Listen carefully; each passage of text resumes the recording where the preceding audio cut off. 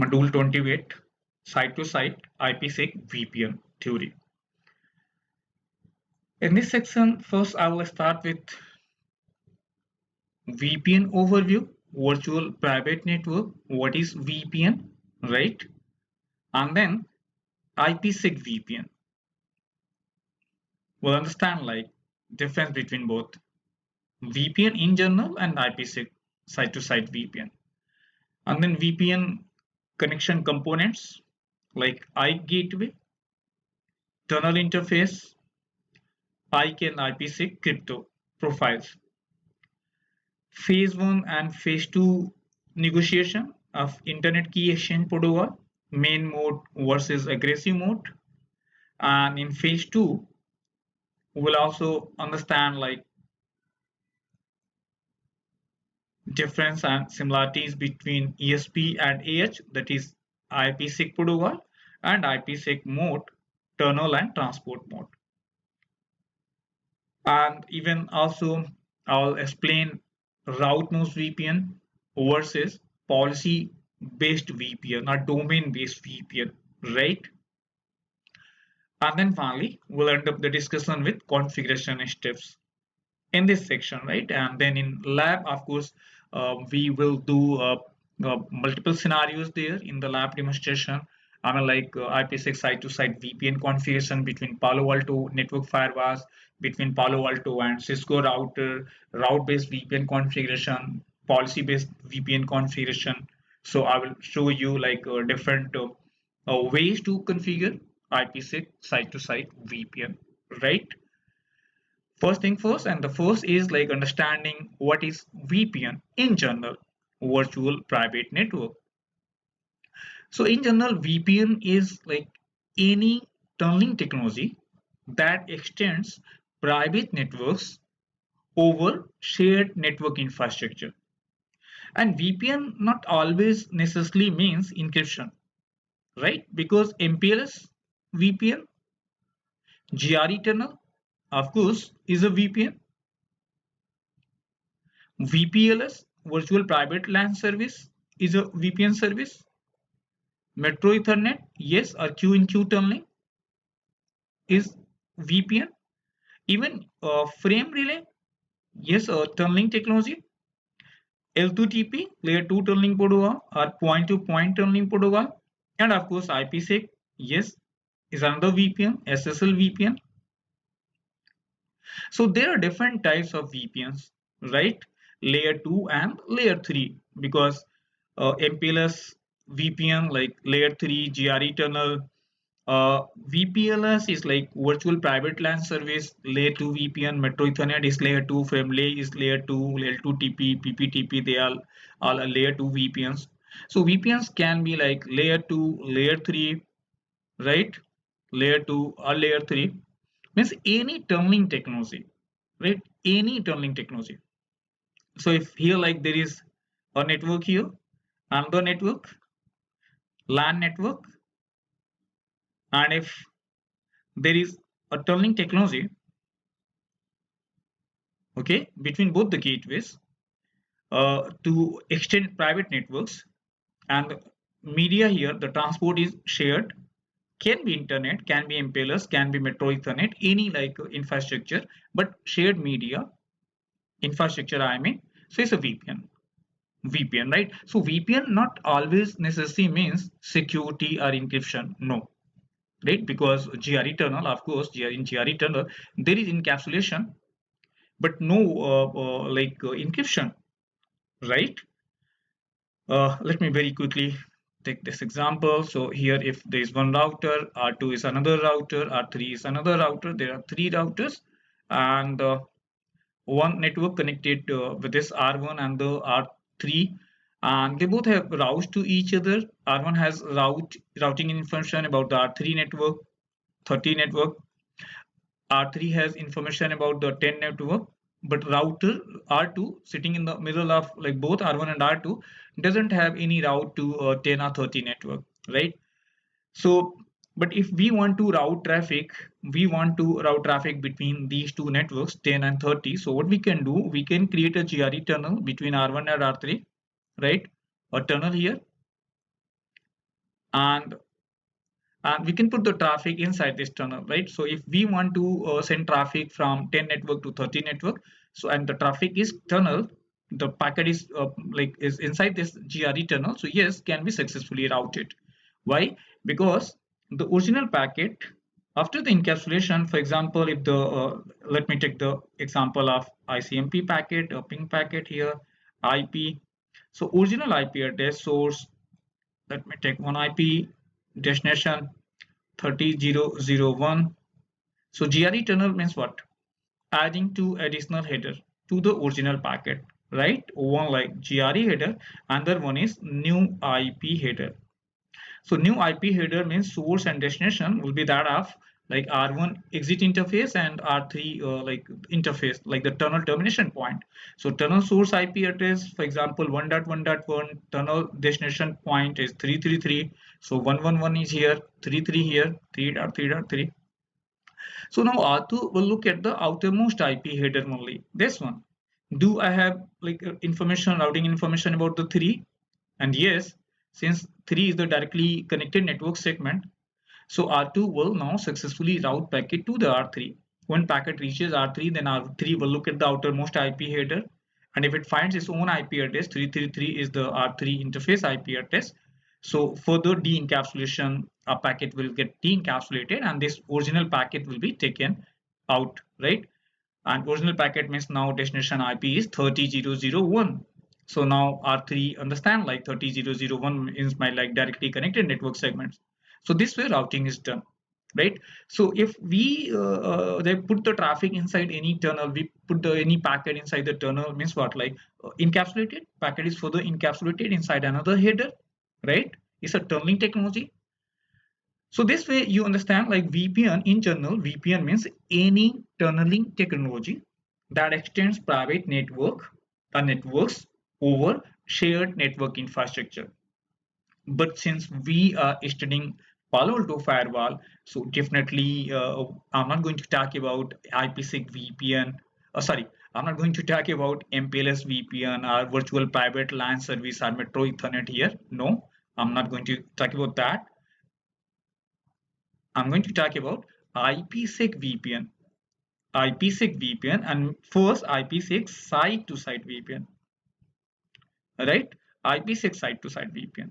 So IPsec VPN, yes, is a service that offers secure, reliable connectivity over a shared public network infrastructure such as internet, right? So we are going to understand here IPsec VPN. So I hope you understand now. Simply VPN means any tunneling technology, not necessarily encryption, not necessarily a secure communication, a secure channel, a secure tunnel, can be any kind of VPN, layer 2, layer 3, right? But if we use the term IPsec or SSL, then yes, like secure VPN, secure communication, right? Secure. All right, and another important point, but let me go to the next slide, then I'll talk about that, because what we understand, like if packet is encrypted, it means from plain text, if converted to the cipher text, it means there is proper security. No, that is partially true. Encryption alone cannot provide complete security. And why it is so, why I'm saying so, I'm going to explain it further ahead. But before that, let me go to the first slide, and then because it's this topic, a chapter is really very vast. So maybe I'll take a good amount of time to explain this IPsec site-to-site VPN because I have a lot to discuss in this section, right? Uh, a lot of extra topics are be covering up here, and because from interview perspective, from troubleshooting perspective, if your basics are clear, you understand the technology very well, you understand the difference between route-based VPN, policy-based VPN, about SPI, security parameter index, right? And different use cases, PFS and NAT-T. So yes, like even tunnel monitoring, fragmentation issue, M2, like setting up M2 here. What new features added to IKE version 2? Do we need to create security policy to allow IKE or ESP protocol, or they are allowed by default? So I have a lot to discuss in this section. right? A lot to discuss. So now just be uh, like just like concentrate here on this topic. Really very important. And once you understand theory, uh, implementation wise, not a big deal, right? So doing lab is not a big deal, but from troubleshooting perspective, yes, like your basics should be clear. Okay. So first line here is a VPN connection that allows you to connect to local area networks, or more than two even. The Palo Alto Network Firewall sets up a route-based VPN. Route-based VPN. So route-based VPN. What is route-based VPN? So hang in there. I will explain later on route-based VPN. So so for now, just ignore this route-based VPN. So I'm going to explain it like in maybe on the next page. With a firewall mixes, okay, so route-based VPN for now, like you can understand this way. Route-based VPN means where the firewall makes a routing decision based on the destination IP address. So let me quickly give you explanation here. So for now you can understand this way. If like here Palo Alto firewall, and any request or packet comes from the internal network side, hits the firewall, right? So firewall check the routing table. Do I have route for the destination network address? And if yes, the matching route is there in the local routing table. So what is the exit interface? What is the next hop IP address? If the exit interface is the tunnel interface and tunnel is protected with the IPsec, so traffic is encrypted. If the exit interface is not the tunnel interface, like external interface, as so there is no IPsec protection there, so without encryption, traffic is routed. It means decision is taken based on the local routing table. Local routing table. As there is no policy for that. There is no, like ACL or access control list kind of stuff. So Palo Alto is a route-based VPN configuration. But later on I'm going to explain it further, like when I would be doing a side-by-side comparison with the policy or domain-based VPN. But route-based VPN is the new way of like VPN implementation. The legacy way is policy or domain-based VPN. Okay, and the next point here is IP security or IPsec setup protocols is used to set up a secure tunnel for the VPN traffic. So basically, IPsec is an ITF standard framework, Internet Engineering Task Force standard framework that enables encrypted communication between peers. And IPsec provides a mechanism for secure data transmission over like any IP networks. There is like data encryption, data integrity, data origin authentication, and anti-replay mechanism. I'm going to explain them separately. Encryption and like anti-replay, like detecting and rejecting replayed packets, how it is done. So I'll be explaining later on. But IPsec means a framework, right? ITF standard framework, not the actual implementation. And in this diagram, if you look at the diagram here, then VPN peer A initiate a connection request to VPN peer B. So what happens?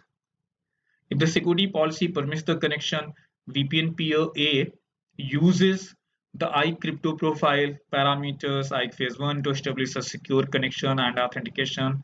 VPN peer A established. So let me just, I don't want to jump to this like iCrypto and IPsec crypto. Before that, I need to discuss few other important points. So then I'll be back to this page and then I will explain iCrypto and IPsec crypto both. But before that, I want to explain some other important points here in like IPsec side-to-side VPN configuration. So let me open my whiteboard.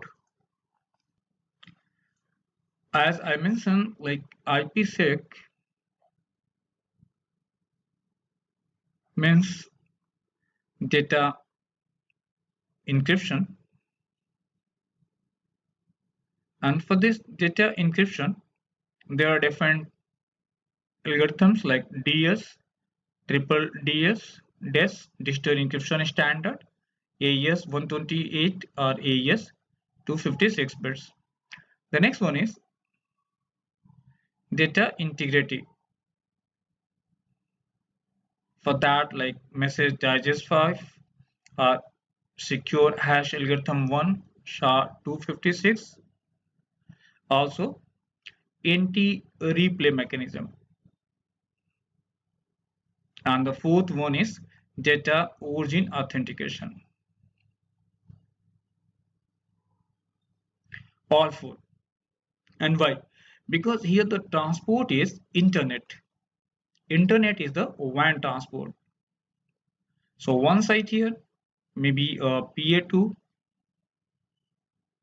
PA2, and here PA1 or maybe a router here, right? So IPsec tunnel is a secure channel is created between two endpoints, like both the VPN gateways.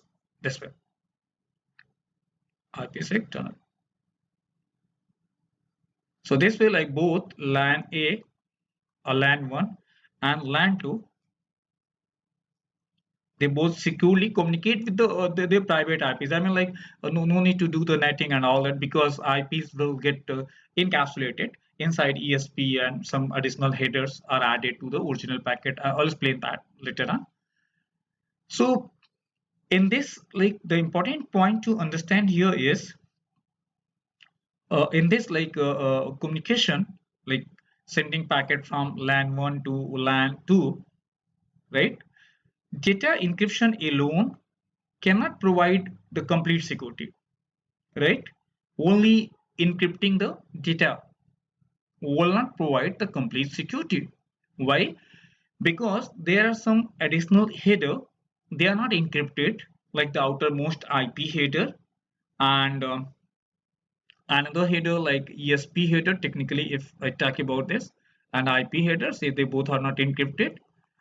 And not encrypted means any person sitting in the middle of communication stream or man in middle can do some mischievous activities. And how, I'm going to explain that. But uh, just to justify, like giving the proper justification why, like data integrity, why anti-replay, because as what we understand that if the like there is data is scrambled ciphertext, no plain text, it means there is proper security. But that is partially true.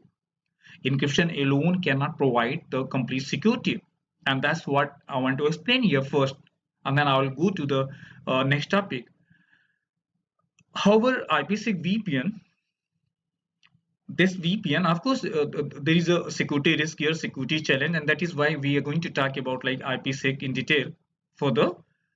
But yes, IPsec site-to-site VPN is the best solution if we compare with other solutions like the MPLS VPN, or what you call it, P2P circuits, or MPLS, or any other solutions, right? Because if I talk about point-to-point lease circuit or MPLS or any other circuit to connect a different sites, different locations, so there is always dependency on the service provider. For example, even in case of MPLS VPN, there are two sites, right? And now the third site need to be added to the existing like infrastructure, right? So for that, you need to ask your service provider, you need to make a request to your service provider, because a lot of static provisioning would be required.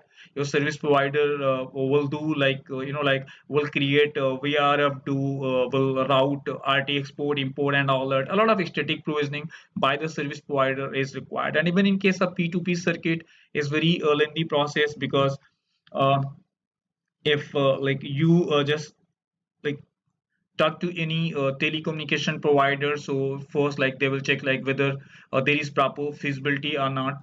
And yes, if there is a proper feasibility, then uh, like the request forwarded to the commercial team, they would provide the pricing and all that, and then you will be required to sign customer application form like the CAF. And then a person will visit your site, whether there is proper earthing or not, cooling facility, what like infrastructure you have there, power backup and all that. I mean, like the whole process, if you are setting up a new business, so the whole process may take like 4 to 6 weeks even, right? And it's always subjected to the feasibility. So taking P2P circuit, a dedicated circuit between different locations, of course, the best option, but it requires like static provisioning, of course, expensive solution, not always available, not everywhere available, right? Same with other solutions also. But in IPsec site-to-site VPN, the VPN that we are going to cover here, IPsec site-to-site VPN, no static provisioning by service provider is required. No static provisioning, right? No static provisioning. You don't need to ask your service provider. You need only internet connection. And even internet connection can be 4G, 5G, business broadband, or internet lease line circuit. But yes, there has to be internet connection. And internet, as we all know, like available everywhere. So we are using internet as the transport to connect different locations, different sites, and even in this like VPN, the VPN solution in Firewalls, if we create IPsec site-to-site VPN, so site-to-site VPN means always available, always available. And the VPN you might be aware with is what remote access VPN. In Palo Alto, we use the term global protect. So remote access is like on demand. Remote access VPN can be like, of course, IPsec or SSL. Site to site means always IPsec. And static provisioning not required. You don't need to ask your service provider. So even in case if you are going to add a few more sites to your existing infrastructure, you don't need to ask anyone.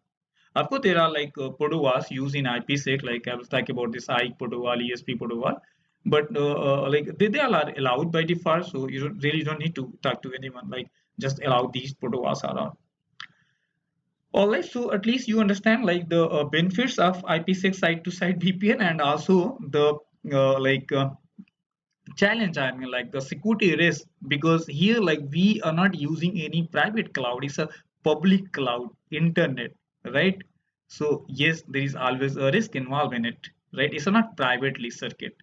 Otherwise, yes, IPsec VPN is of course cost-effective solution, is scalable, no static provisioning is required. We can have both always available on-demand VPN connectivity.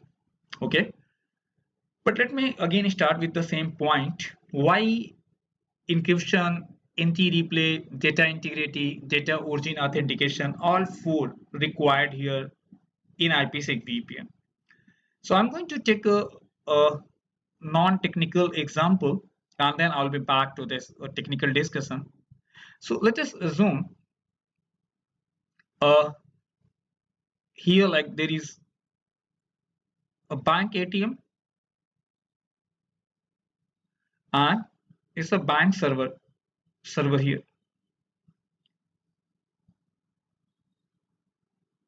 right?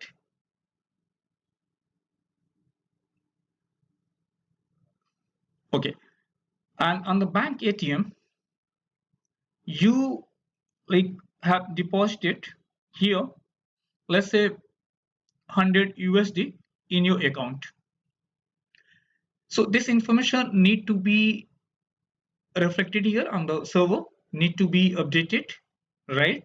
That you deposited 100 USD in your account. So information like the this one 100 USD, and the information here is encrypted, not in plain text. There are some additional header added to the original packet, okay, and passing to the public internet. Let us assume that somehow you like is also connected to the internet. You are in the middle of communication path and you like capture the packet, this packet, and why? To change the value, from $100 you want to make it 500 USD, right? 5,000 USD. But what is problem? Problem is encryption, right? Problem is what? Encryption. This means 500 or anything like cannot be done here because 100 USD is in encrypted format. And also there is no decryption key because in VPN there is always symmetric encryption. Both parties use the same key for encryption and decryption, right? How it is done, I will explain later on. But in order to decrypt the data payload, there has to be decryption key. But this person, man in middle, doesn't have decryption key. So cannot manipulate, cannot change the value, cannot make it like 500 USD. So 100 means will remain 100 USD. But what if this person, man in middle, creates multiple copies of the same packet, right? Packet number 1, packet number 2, packet number 3, packet number 4, packet number 5, this way 1, 2, 3, 4 and 5. Multiple copies, replicas of the same packet, right? And erased here onto the server. And if there is no further checking done by the server, the receiving party, so what would happen? Server would be in impression that 100 USD deposited 5 times, right? And as a result, database will reflect how much amount?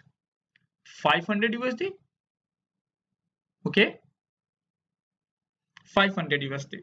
So without doing any decryption, without decrypting the content, without doing any manipulation, 500 USD is reflected here, updated in the server database. So that's where another security parameter comes into picture, and that is NT-replay here. What is NT-replay? So let me talk a bit technical now.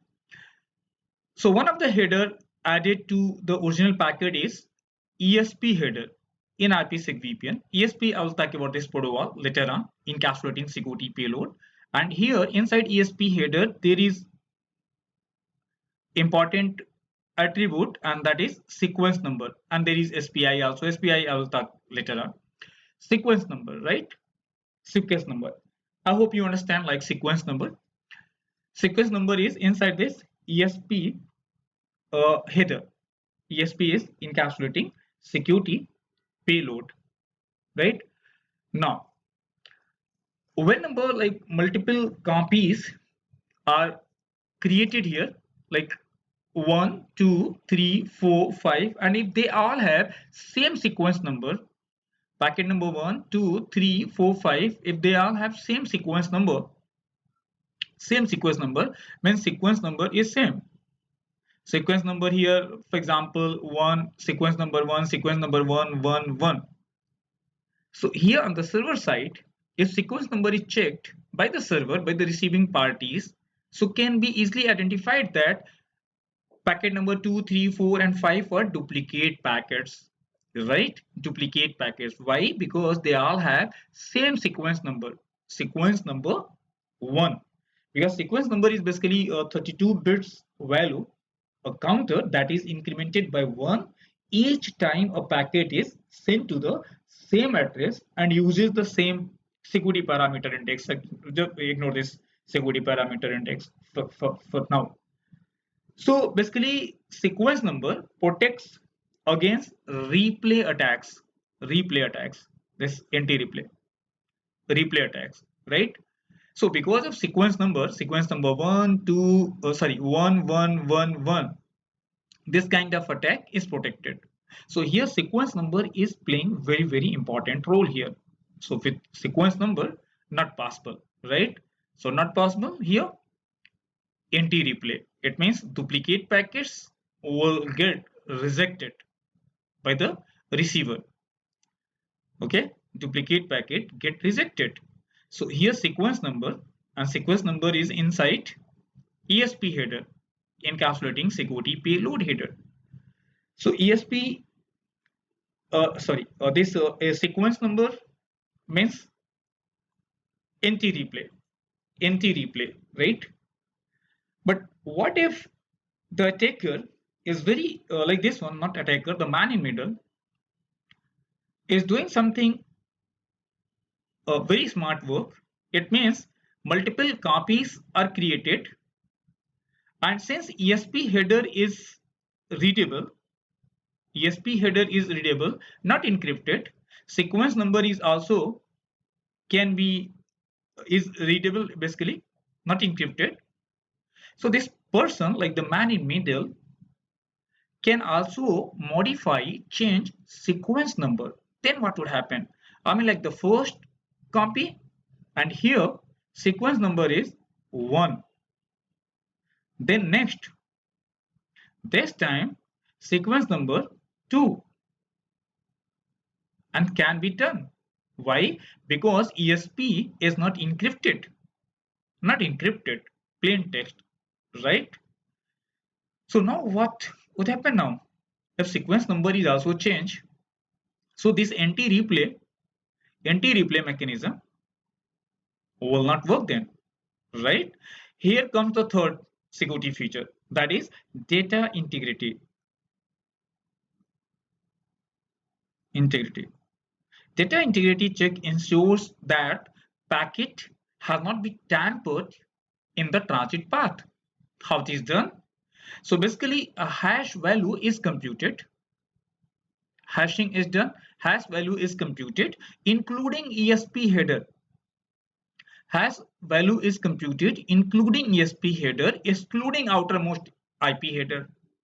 And if any attribute, any value like the sequence number changed in the ESP header, so it means receiving party can easily identify that someone in the transit path during the transport changed some value.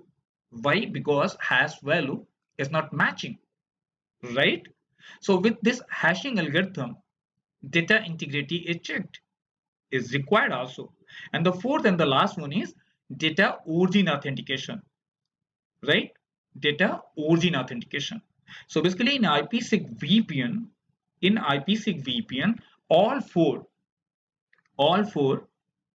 I mean like data encryption,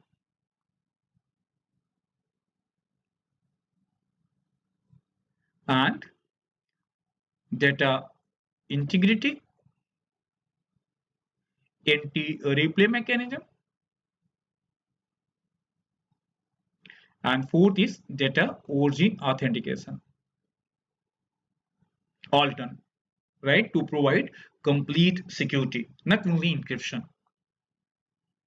Of course, like computation of encryption key is a big deal because, as I said, mentioned earlier, like both parties would have like the same key for encryption and decryption, but how key is computed, of course, is a big challenge here, and I'll explain in phase 1 negotiation, like packet negotiation. I'll talk about that, but at least you understand why encryption, integrity, replay, data origin authentication, all four are required in IPsec VPN. And very quickly, let me explain and the point here, and that is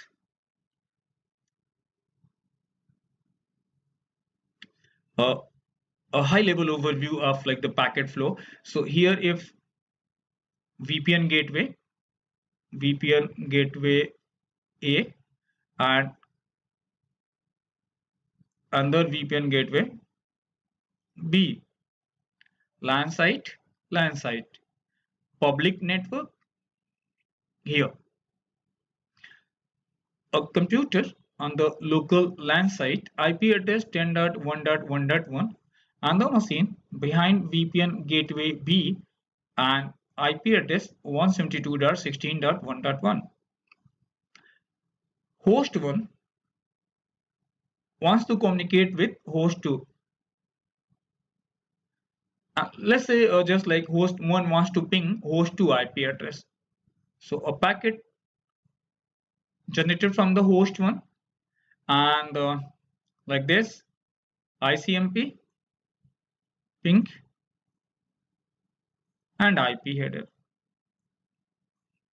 IP header means source IP 10.1.1.1 and destination IP 172.16.1.1. Both are private IPs, non-routable over the internet, right?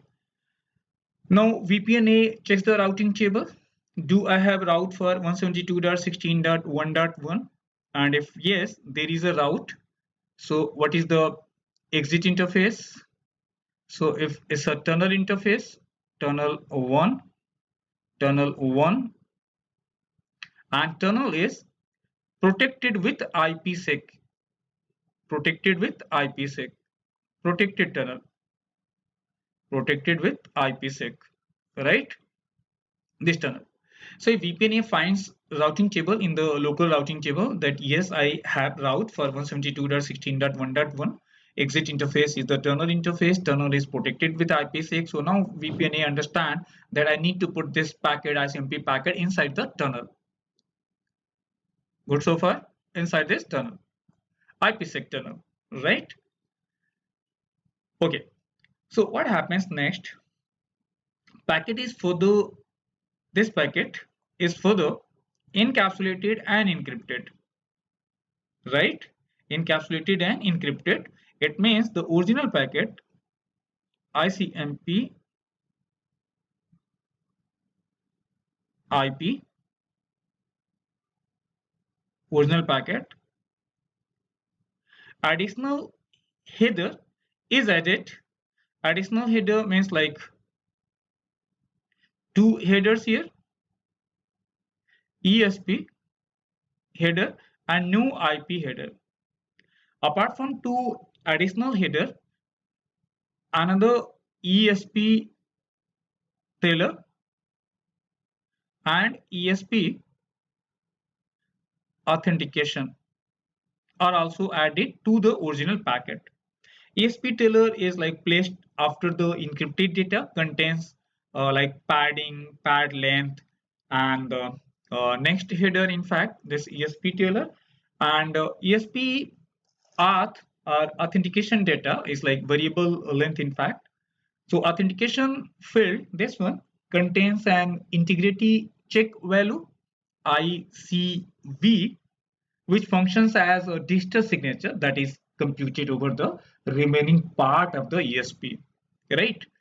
So basically authentication is calculated on the ESP packet once encryption is complete. So the sending device encrypts a hash of the data payload, attaches it as the authentication field, and the receiving device confirms that nothing has been tampered and that the payload did come from the correct source device. So for that purpose, like these two, like trailer and ESP authentication, are added along with the ESP header and IP header.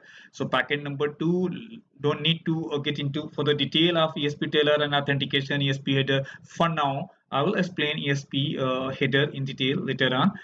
But for now, just focus on the IP header. So outermost IP header, this one means source IP address and destination IP address will be that of VPN A and VPN B gateway IP address, right? So here, if the IP address is 1.1.1.1 and IP address is here like 2.2.2.2, so IP address 1.1.1 and 2.2.2. And what is original IP address? Original IP source is 10.1.1.1 and destination 172.16.1.1.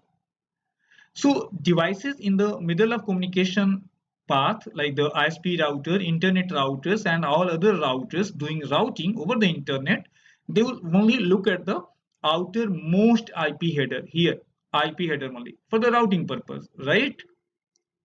So they only need to route packet based on 222 IP address. And even like this, let me select another color here, okay? And even like this packet encrypted, okay, encrypted here up to this, excluding of course this IP header. And this portion, including ESP header, up to here,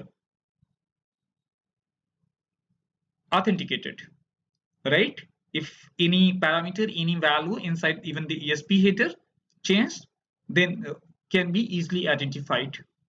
So integrity check is done including ESP header and encryption excluding ESP header. So it's all encrypted there. Once encapsulated and encrypted packet reaches VPN B on the gateway, remote gateway. So we'll look at the destination IP 222. Yes, it's like 222 is the VPN B IP address. And if it has the decryption key, and if it knows like how to handle this encrypted packet, right? What algo I need to use, what policy I need to look for, if it can find all that. And yes, for that there is another important field here inside ESP header, that is SPI, security parameter index, 32 bits value, SPI, right? So SPI plays important role here, how the this packet is handled by the VPN B gateway. So once successfully packet is decrypted, so original packet is taken out of like this encapsulated. So now firewall looks at the destination IP 172.16.1.1 and then forwarded to the destination host machine as plain text. It means encryption is done between both the gateways. LAN segment to gateway, plain text, here again plain text, encryption in turn between gateway to gateway. So that's the way how encrypted packet in IP side-to-side VPN is routed successfully, and why there's no need to do the netting and all that, and why do how we can communicate with private IPs over the internet, even because it's the internet, and over the internet we just do the communication. And IPsec VPN and internet is also the ground for SD-WAN technologies. So a lot of SD-WAN solutions like software-defined WAN solutions like the Cisco Viptela, some other SD-WAN solution. There also, in fact, for the data plane exchange, IPsec tunnel is created. So if there is one site like the branch site or headquarters site, there is another site or HQ site. So for data plane exchange, IPsec tunnel is created there also, because in SD-WAN also we use generally or mostly we use internet as the transport. However, SD-WAN is a transport independent solution, so we can use any transport there, transport independent solution. But most of the implementation you'll find internet as the transport, right? So there also like IPsec side-to-side VPN is created there, but we don't do much configuration there. It's done in very automated fashion, and even a minimum or no configuration or minimum configuration that is required. That is also done by using the controller, so controller based solution. So we don't do configuration on per device basis. We do all the configuration from a centralized controller, and in most of the SD-WAN solution, even for this IPsec side-to-side VPN configuration, we don't do any configuration at all. It's all done in very automated fashion. But uh, IPsec, yes, is used there also, whether we are doing configuration or not. But in the background, like for the data plane exchange, user traffic exchange, yes, IPsec side-to-side tunnel is created. So if now I conclude this discussion, right? So let's very quickly have a quick recap what we have discussed so far. So first I started with what is VPN in general, and VPN means any tunneling technology that extends private networks over shared network infrastructure. VPN not always necessarily means encryption, right? But when we use the term IPsec VPN or SSL VPN, then yes, we are talking about a secure communication, an encrypted tunnel, secure channel. But other VPNs like MPLS, GRE tunnel, Metro Ethernet, no, they are not a secure VPN, in fact. Then I talked about this IPsec framework, right? IPsec framework, ITF standard framework, and a little bit about route-based VPN also. That is routing decision, or like whether packet traffic need to be put inside tunnel or not, is decision is made on the basis of routing table lookup, right? ESP, I will explain later on about the ESP protocol. And another important point to understand here is and let me talk about that also. Then I'll be back to the presentation file. And as we know, like for bulk data transfer, because there are two type of encryption keys. Encryption keys. One is asymmetric, and the one is symmetric. Symmetric key. Asymmetric and symmetric. Asymmetric means private and public key combination. Of course, very secure, but very slow. So asymmetric encryption is never used in bulk data transfer. Symmetric is something like using same key for both encryption and decryption. So in bulk data transfer, symmetric encryption is used. Asymmetric is used to generate a compute symmetric key. Okay. So in IP6 site-to-site VPN, the challenge here is if there is one VPN gateway here and the VPN gateway at remote site, gateway 2, gateway 1, transport is internet, internet is the transport, right? So how like they both would have same key, because symmetric encryption means they both should have same key.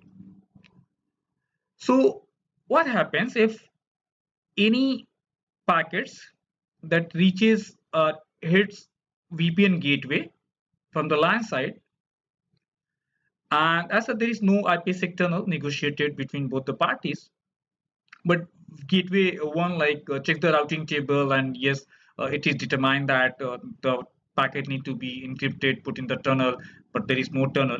So now tunnel negotiation starts here, and gateway one, the gateway that initiate packet exchange, is known as initiator,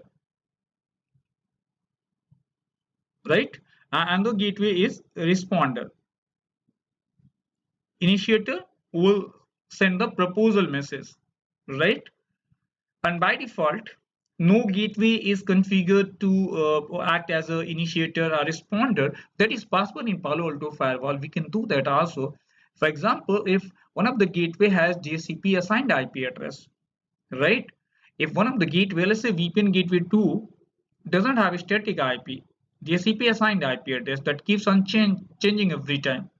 So VPN gateway with can never be initiator, right? In that case, VPN gateway 2 would always be initiator, who will be in active mode, and gateway 1 will be in passive mode, because gateway 1 IP is static IP address, let's say 1.1.1.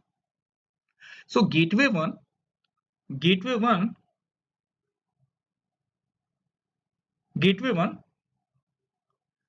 has no idea about like gateway 2 IP address. So gateway 1 can never initiate the like message negotiation or tunnel negotiation.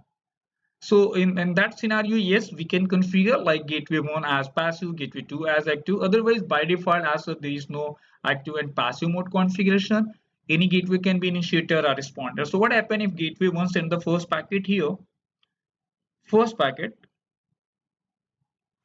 and it's all done by using a protocol IKE, Internet Key Exchange, Internet Key Exchange, UDP port number 500. And you don't have to create any security policy in Palo Alto firewall to allow IKE protocol, because it's like a control plane communication, and control plane communication in Palo Alto firewall is assumed as if it is like intra-zone communication. And you know like the reason. Intra-zone default policy, what it says, allow traffic, all traffic, intra-zone, right? So that is why there is no need to create security policy to allow IKE or UDP port 500. The only case where you might require like creating this policy, if like you have created cleanup rule, I mean like if you have changed the or override the default action of intra zone policy, right? Default action is allow, and if you have changed action of default intra-zone policy from allow to drop, then yes, create a security policy to allow IKE protocol UDP 500. In most of the firewalls, really we never allow IKE protocol. Even checkpoint also control connections are by default accepted as a part of implicit security rules there. So there also we never create any rule to allow UDP port 500. Here also not required here. So the first packet here is packet number one, also known as main mode packet one, is basically a phase one negotiation. Basically, in IKE, there are two phases, phase one and phase two. So phase one, first packet. And what this proposal message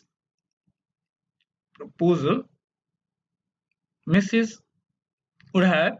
So proposal message means like encryption method, right? Hashing method, Diffie a DH group, lifetime in Palo Alto firewall default lifetime is 8 hours, and also authentication method. There are two methods supported. One, pre-shared key, other one, certificate, digital certificate, plus initiator and responder ID.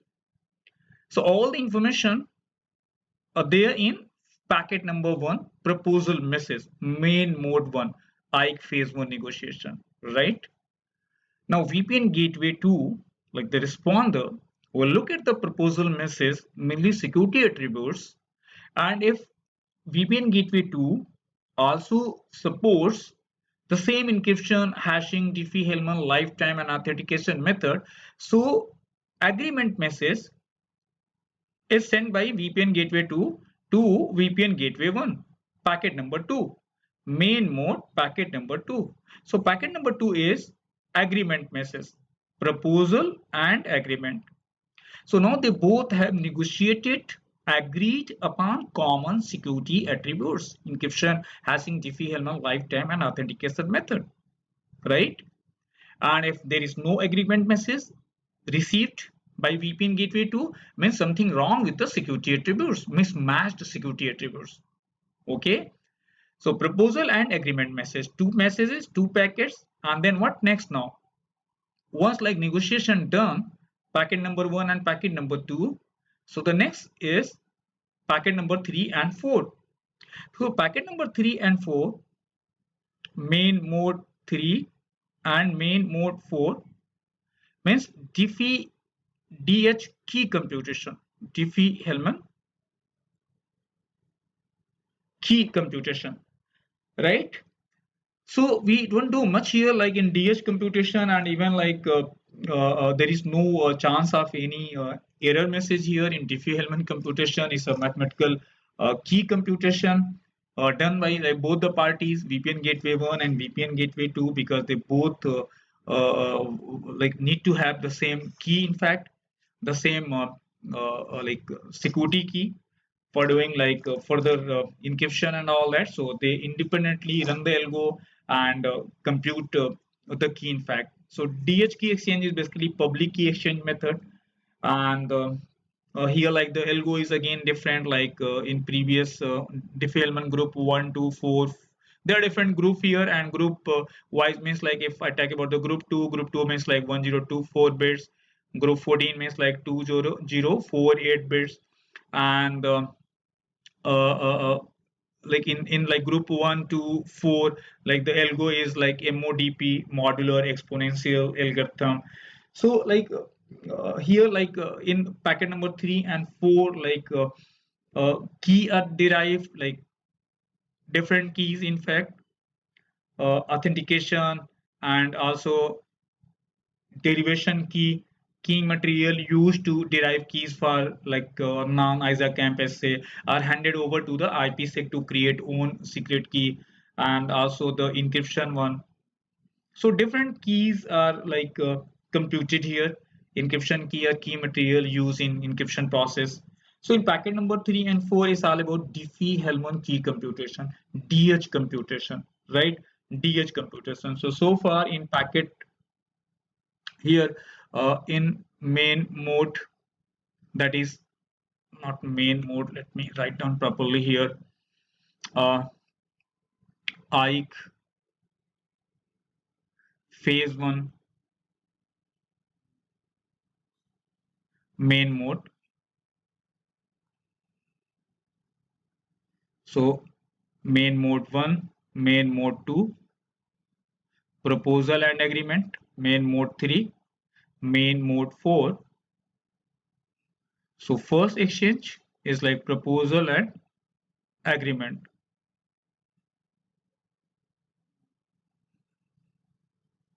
Then Diffie DH key computation.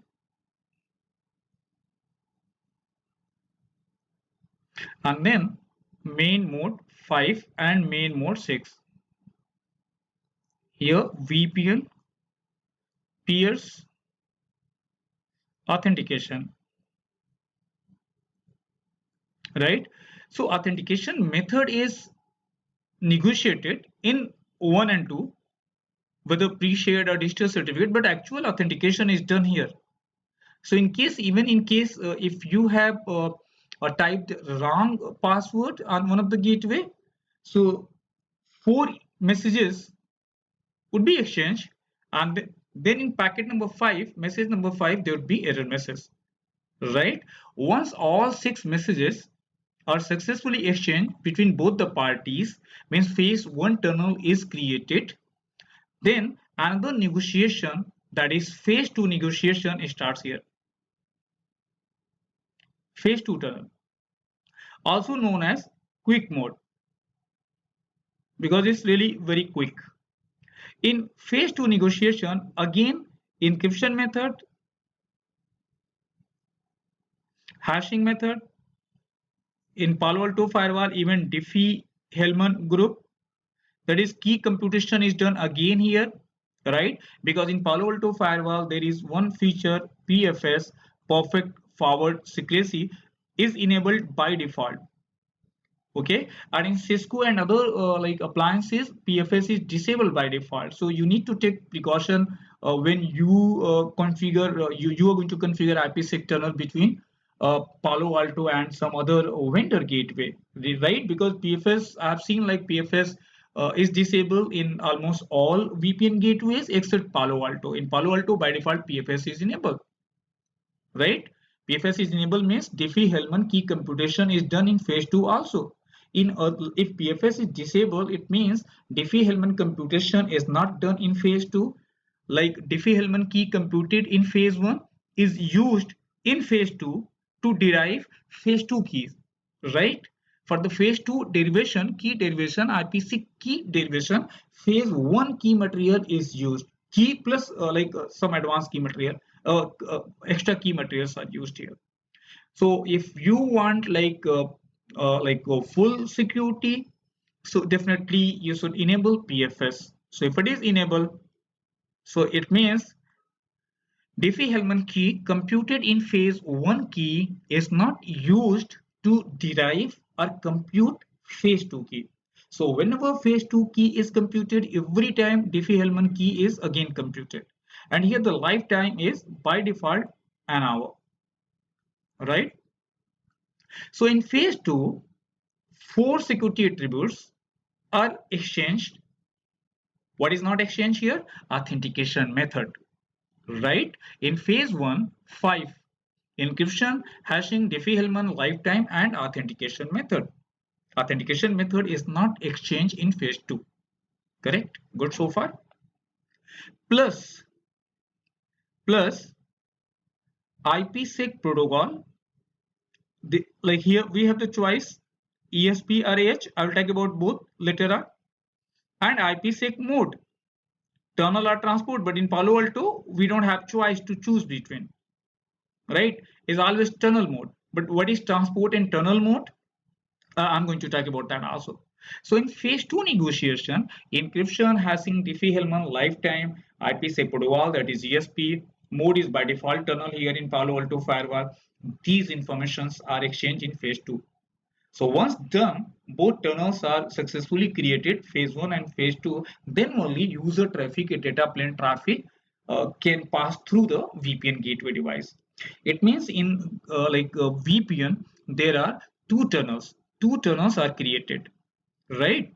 Two tunnels are created. First, phase one tunnel. Phase one, phase one tunnel. Phase one tunnel is basically a bidirectional tunnel. So only one tunnel is created, and it's not for the data plane traffic, it's for the control or management operation. And the tunnel, that is phase 2 tunnel, phase 2, is what? Phase 2 tunnel is for the data plane, user traffic, and it's unidirectional. Unidirectional. So unidirectional means a pair of tunnel, right? One inbound and the outbound. So if there are two VPN gateways here, VPN gateway A, VPN gateway B, right? This way. So first tunnel, phase 1 tunnel, this one is basically bidirectional and not for the data traffic, user traffic, management and control plane operation. Another tunnel, and not a single tunnel, a pair of tunnel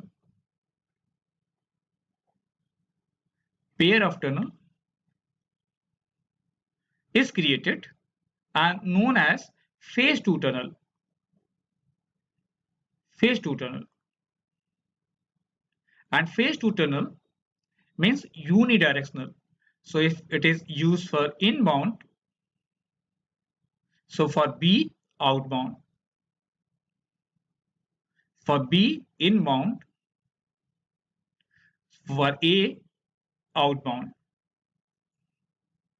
And uniquely they are identified with a SPI, security parameter index, a 32-bit value, and is another is one of the attribute there in the ESP header, right? In ESP header, sequence number and SPI, security parameter index. So basically, it's a arbitrary 32-bit 32 bits number that tells the device receiving the packet what group of security protocols the sender is using for communication, and those protocols includes like particular algorithms, keys, how long those keys are valid, all the information. So basically devices, they do maintain like security association database, like all the informations mentioned there, like the SPI and all that.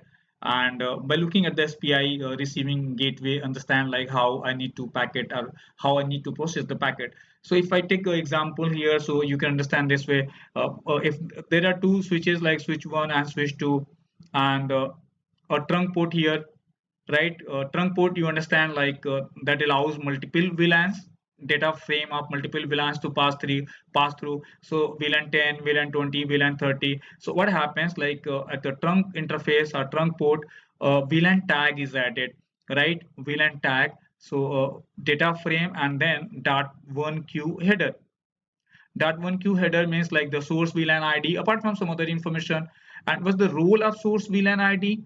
The receiving switch, like switch 2, will first look at the .1q header, and it finds like the source VLAN number there, and from there it understands like in which VLAN I need to forward the data frame, right? Because trunk port means like can carry data frames of all the VLAN. So here VLAN ID is used to identify the source VLAN. Very similar to it, very similar to this concept here in VPN concept. In VPN, basically, what happens? Uh, SPI is used. Security parameter index. Security parameter index is used for what purpose? The same purpose like how like packets need to be processed with, because all the informations cannot be sent with the ESP packet, like the method, I mean like the security parameters and all that. negotiated encryption method, data integrity, and all that.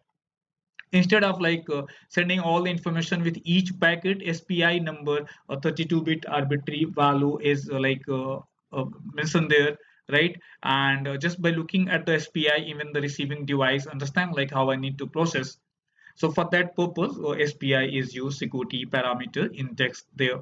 So phase two tunnel means a pair of tunnel, like inbound, one outbound, and phase one bidirectional, so only one tunnel. So data plane traffic means phase two, right? Phase two. Phase two means data plane traffic. So here like this way, I'm sorry. So traffic is like this way, one tunnel and another tunnel here, data plane, a pair of tunnel, and management operation or control operation phase one tunnel, phase one and phase two. So in IPsec VPN, there are two phases, IKE phases, Internet Key Exchange Protocol, phase one, phase two. Phase one, total 6 messages are exchanged in phase one, main mode, and in phase two, only 3 messages are exchanged in phase two, right? Phase two is for the data plane, phase one is for the control and management plane operation. Okay, so I hope you understand the basics of VPN, phase one, phase two, and a lot more we are going to discuss here even. And let me discuss another point here, and then I'll be back to the presentation file. And the point that I want to discuss here, implementation wise. So implementation wise, there are two types of implementation here in the VPN. One that is supported by Palo Alto is route based VPN implementation. Another one is policy based VPN. Policy or domain. In Checkpoint, we use the term domain based VPN. So domain or policy, one of the same thing. Route based and policy based. Route based VPN means like we never create any ACL kind of thing, right? VPN gateway receives packet, looks the routing table. If there is route matching route in the routing table, and the exit interface is the tunnel interface, then packet is encrypted. Policy-based VPN means uh, we have to create access control list. If the source is like any IP from 10 network, destination is, for example, any IP in 122.16.0.0, then packet need to be encrypted. So basically we define encryption domain here. Encryption domain in Checkpoint, we use the term encryption domain, or maybe in Cisco, like we use the term proxy IDs, ACL. So if we do that, in fact, we configure ACL and all that. So that's what policy-based VPN is. Policy-based VPN implementation is the legacy way of doing a VPN configuration, not the advanced method. Advanced method is route-based VPN, because policy-based VPN has like some limitations. Limitation number one is dynamic routing is not supported. Dynamic routing not supported, right? And the big limitation in policy-based VPN is if like there are multiple discontinuous subnets, right, that need to be protected with the VPN gateway. Discontinuous subnet, let's say 3 here and 3 here. First subnet maybe 10 dot, let me take ABC sort of thing. Just keep it simple. A subnet, B subnet, C subnet, and here D subnet, E subnet, and F subnet. There are 3 discontinuous subnet. I mean, like you cannot do like a route summation and all that. You cannot create a major network or subnet. So what would happen here in policy-based VPN? Total like one tunnel. Let me write down. Phase 2 tunnel. One pair of phase 2 tunnel between A and D subnet. Another pair of tunnel between A and E, another between A and F, then another proxy ID that is B and D, B and E, B and F, total 9 pair of tunnels, right? C and D, C and E, C and F. Total in this scenario, total 9 pair of phase 2 tunnels, 9 pair.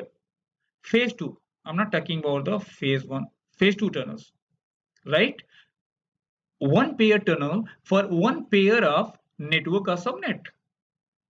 However, in order to minimize number of phase 2 tunnels, there are different ways, and we used to do that in past. Like one of the way is like doing NAT configuration there, NAT, right? Just to minimize number of phase 2 tunnels. Or if like subnets are contiguous, then we can put all subnets into one major network like the summary network. So there are different ways to minimize number of phase 2 tunnels, but better if you can implement route-based VPN, because in route-based VPN also there is no limitation.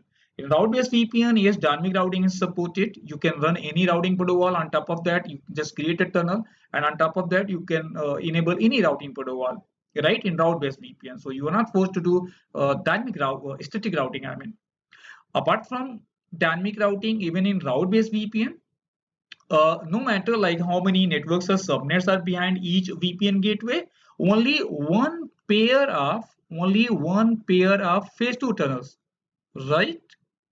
Only one pair of phase 2 tunnels. Okay, route-based VPN. So Palo Alto Firewall is a route-based VPN. And what about other vendors like Checkpoint, Cisco ASA, Cisco Router? So Cisco Router routers support both policy and route-based VPN. Route-based VPN configuration. Cisco legacy firewalls, ASA, only policy-based. You cannot create any tunnel interface there. Checkpoint, both policy and route-based. Route based is a bit complex, so most of the people what they prefer like creating policy based VPN in Checkpoint. In Checkpoint, it is known as domain based VPN. Rather, I would use the term domain because we define encryption domain.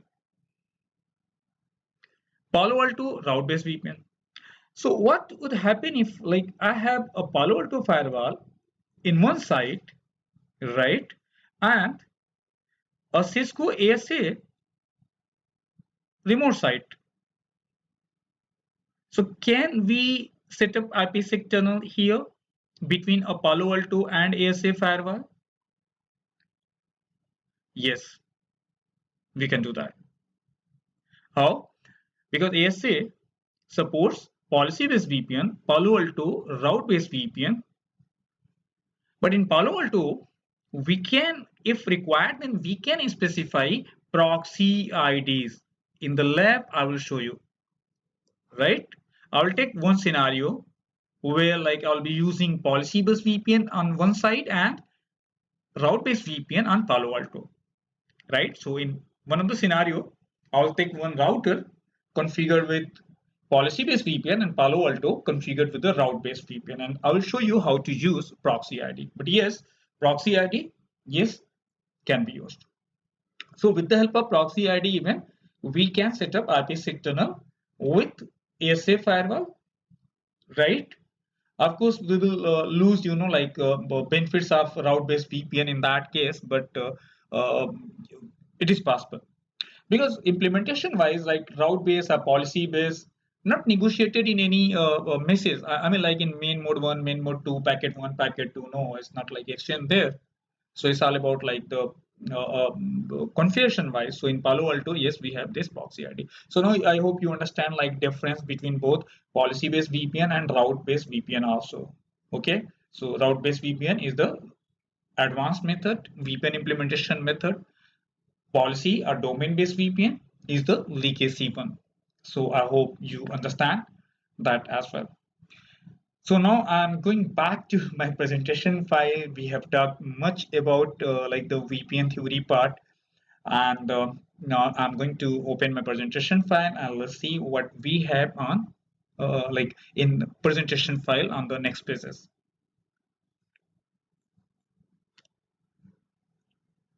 All right, so VPN peer A initiate a connection request to VPN peer B, and then what happens? If the security policy permits the connection, VPN peers A uses the iCrypto profile. So in Palo Alto firewall, uh, like what we do, like we configure I phase one parameter, mainly four parameters here in iCrypto profile, phase one parameters. And what are four parameters here? Encryption method,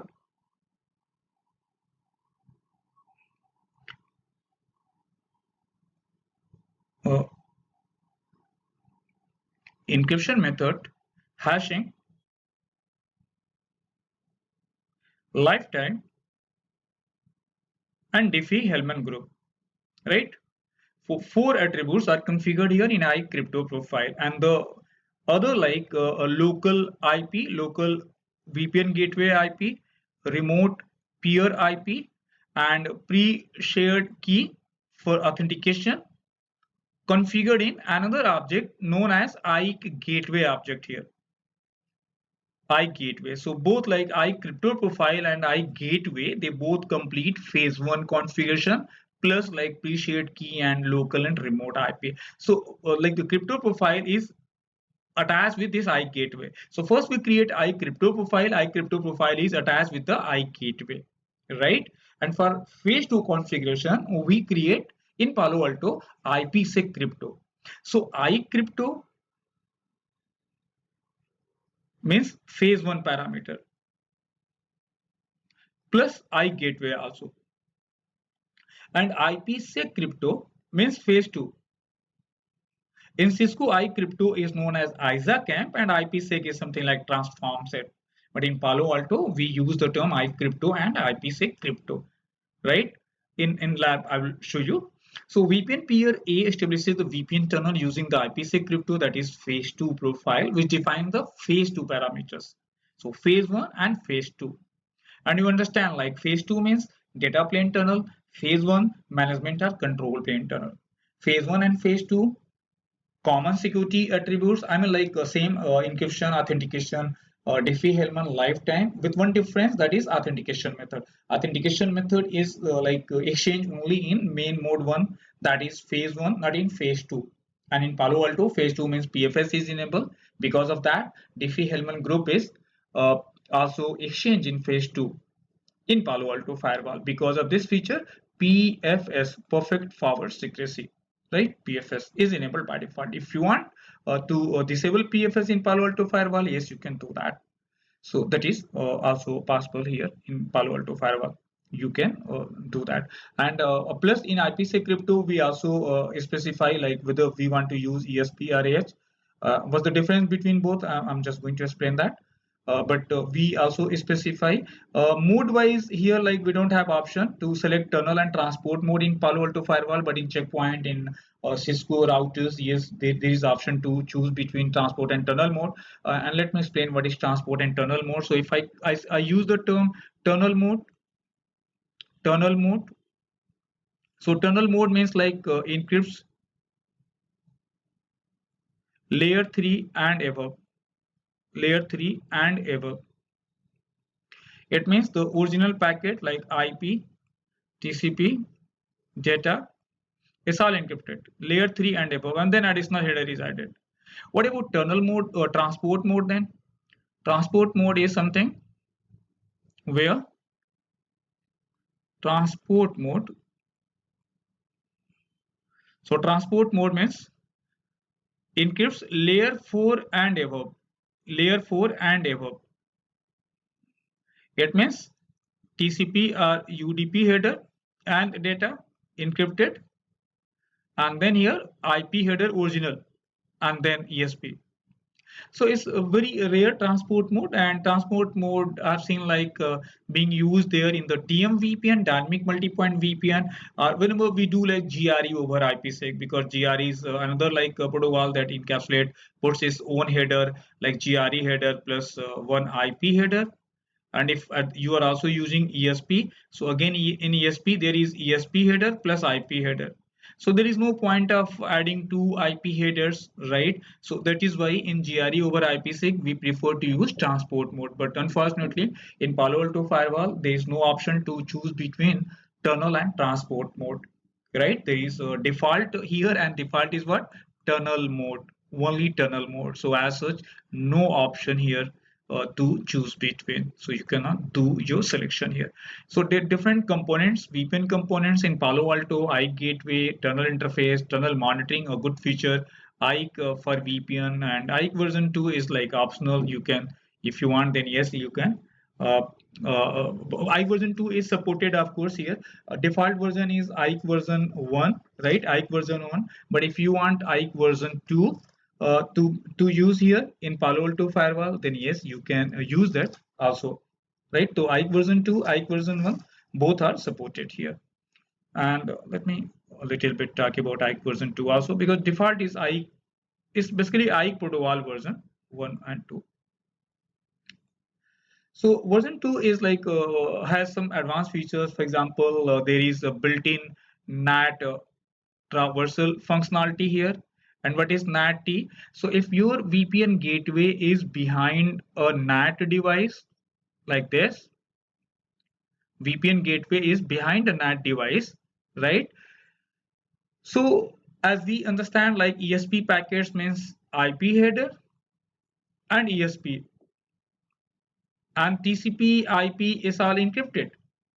So for doing IP and port translation, there has to be source port address. But ESP is like just network layer protocol, works on top of IP. So it has like protocol number 50 ESP, as so there is no port number. It means if there is a NAT device in front of the VPN gateway, so netting cannot be done then. So what we do, what is the workaround? Workaround is on the VPN gateway, what we do on the VPN gateway, we enable NAT-T, NAT traversal, right? So what happens? ESP packets are further encapsulated in UDP port 4500, right? UDP port 4500. So now there is IP address and port address. So NAT can easily be done on the NAT device then. So in case if like there is a NAT device in front of your VPN firewall, VPN gateway, so you must enable, like you should enable NAT-T on the VPN gateway, NAT traversal, right?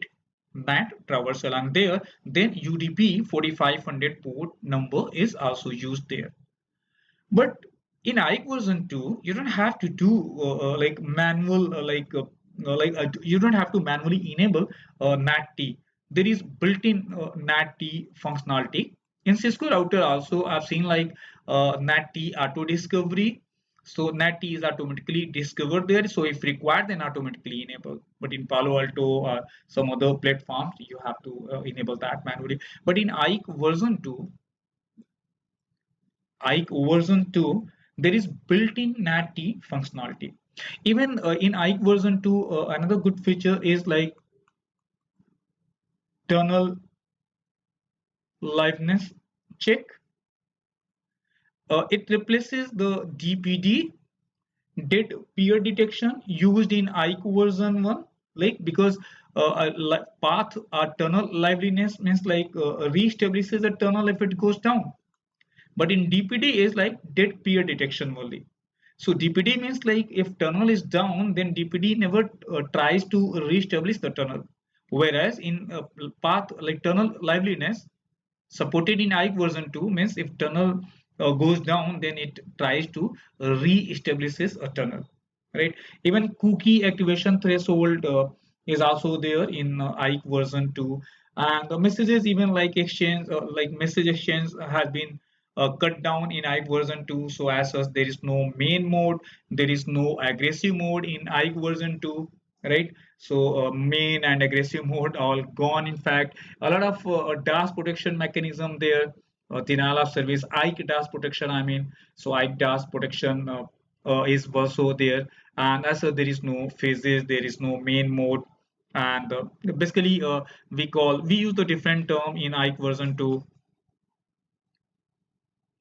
In IKE version 2, first tunnel is known as IKE SA and second one is child SA, right?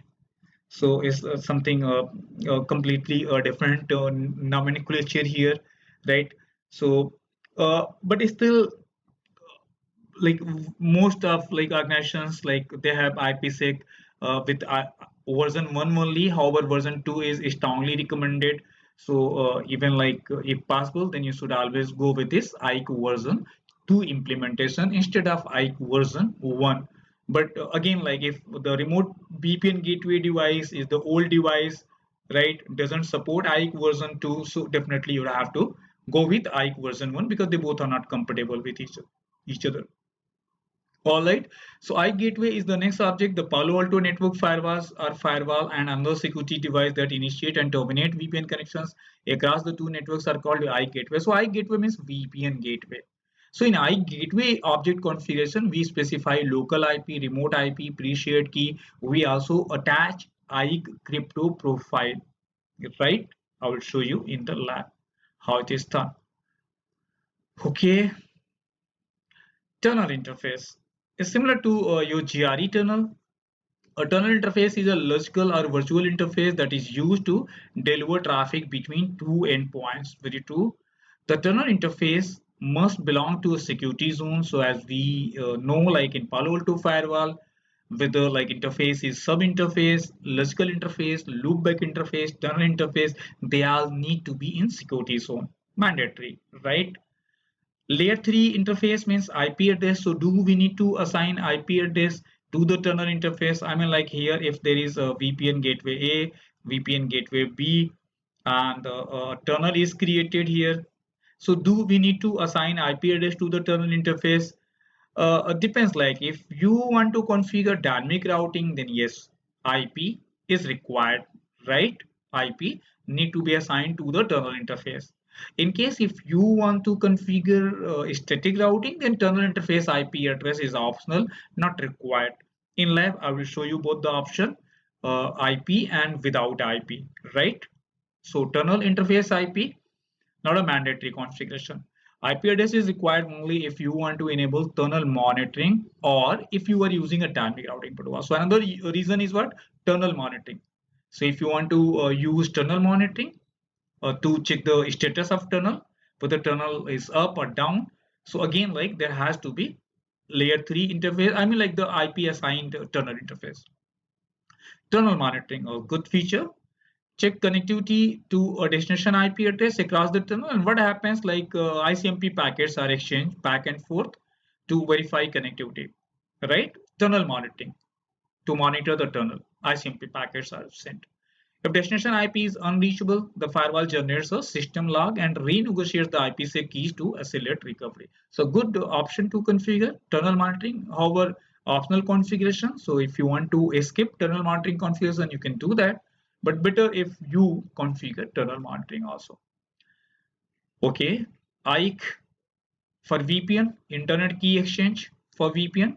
IKE process allows the VPN peers at both ends of the tunnel to encrypt and decrypt packets using mutually agreed upon keys or certificate and method of encryption. And there are two phases of IKE, Internet Key Exchange, phase 1 and phase 2. Let me start with phase 1, but I hope you understand.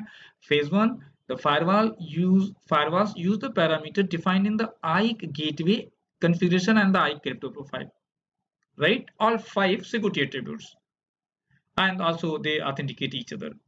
And there are two modes here, main and aggressive mode. Main mode means total 6 messages are exchanged. Aggressive means 3 messages are exchanged. Main mode.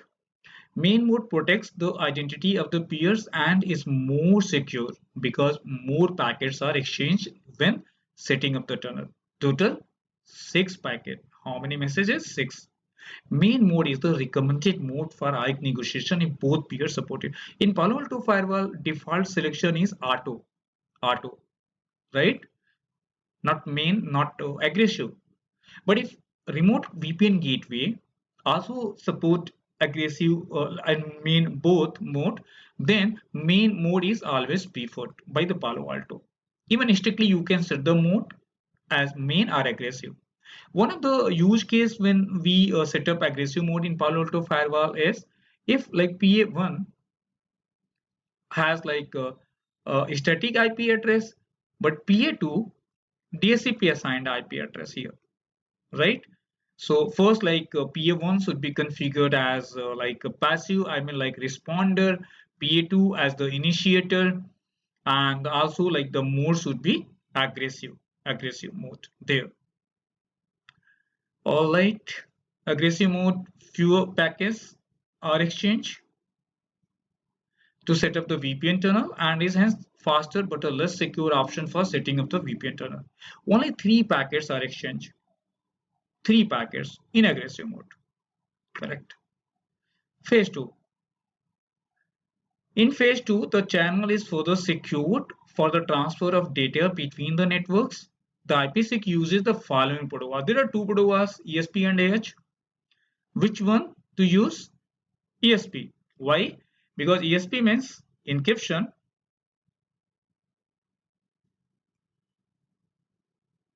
and data integrity, also authentication. Whereas AH means encryption with data integrity, authentication, but no encryption. No, no encryption, right? So AH is used in like routing protocol authentication in IP version 6, but ESP is used in IPsec VPN because ESP means encryption, data integrity, and authentication. ESP uses protocol number 50, it uses protocol number 51. AH is good in providing data integrity because in ESP, in fact, outermost IP header, outermost ESP header, both are excluded. Not both, I'm sorry, external IP header is excluded, right? Data integrity is performed, done, excluding outermost IP header in ESP. But in AH, even data integrity is performed on outermost IP header also. So there is some exception because you understand like IP header means like there is a TTL value there, time to leave, and TTL is by default decremented by 1 onto each hop, right? So it means like this can result in data integrity a check, like right?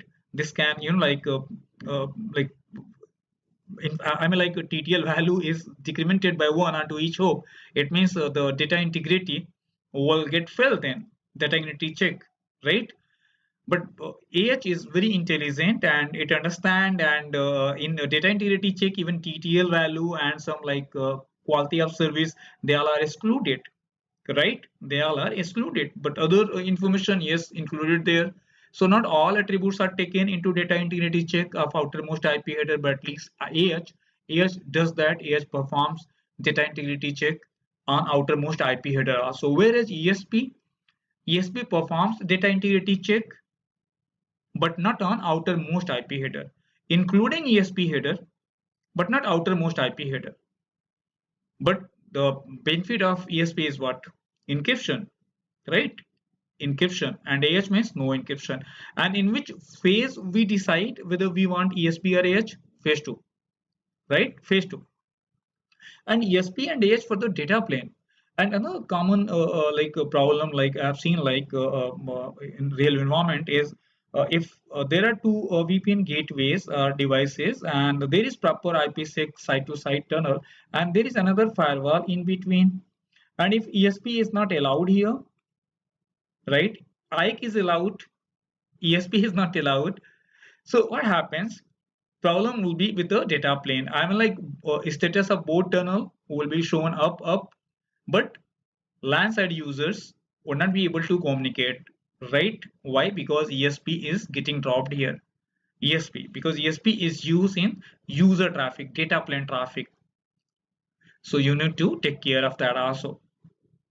All right. So ESP is like allows you to encrypt the entire IP packet and authenticate the source and verify integrity of the packet. Authentication header, authentication, the source, of the packet and verifies data integrity. AH does not encrypt the data payload. So that's the difference. Like difference is AH does not encrypt the data payload. Data payload is not encrypted by AH. IKE version 2, 4 messages. IKE version 1 uses either 9 messages. Why 9 messages? Because 6 in main mode and 3 in quick mode, that is phase 2. And aggressive mode means 3 here, total 6 messages, right? So 6 or 9.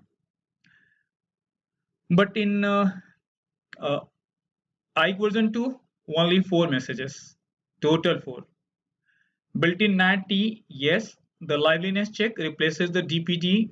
Excessive number of half-open essays can trigger cookie validation. It's like IKE DAS attack protection, denial of service attack protection, right?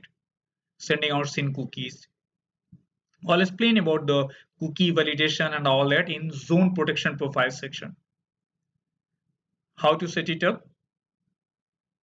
First step, create a tunnel interface and put the tunnel interface in separate security zone so that tunnel traffic can use different policy.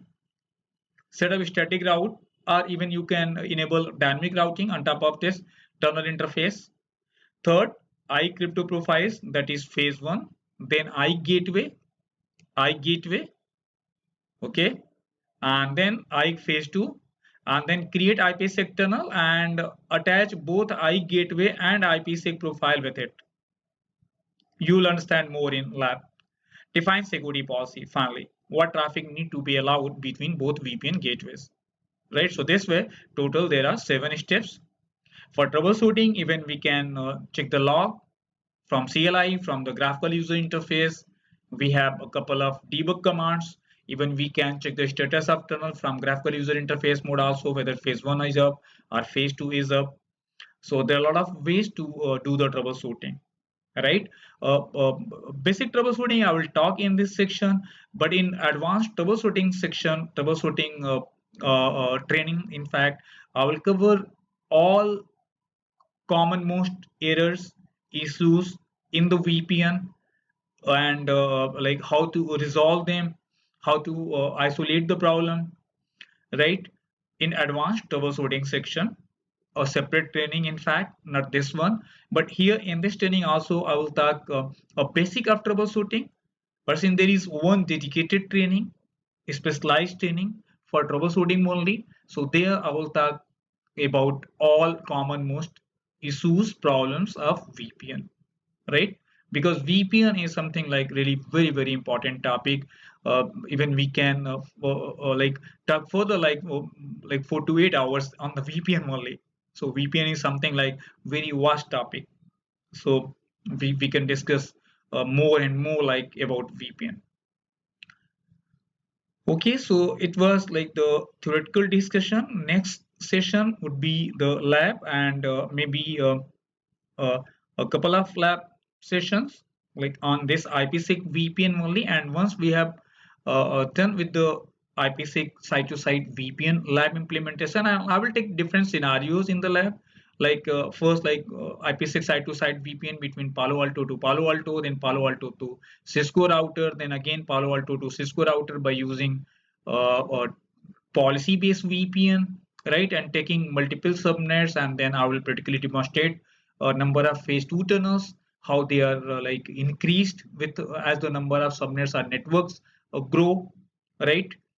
So I will just take different scenarios in the lab and with some basic troubleshooting, of course. Okay, and then we'll move to the global protect VPN, that is remote access VPN. But just before just going to this global protect VPN, first I would like to complete or finish the lab of this IPsec site-to-site VPN, and there also I will explain some other important points. So if I have missed like few key points here in the theory section, so what I will do at the time of lab implementation, I'll explain all the options there, right? So whenever I will be creating iGateway, IPsec crypto, IPsec tunnel, iCrypto routing and all that, so I will explain all the options there, right? Fragmentation, MTU, DPD, tunnel monitor, and the PFS, right? I'll explain in detail at that time also. So we will not do only the lab, because lab implementation is very straightforward, matter of 10 to 15 minutes. But there also I will try to explain all important or key points there, right? Okay.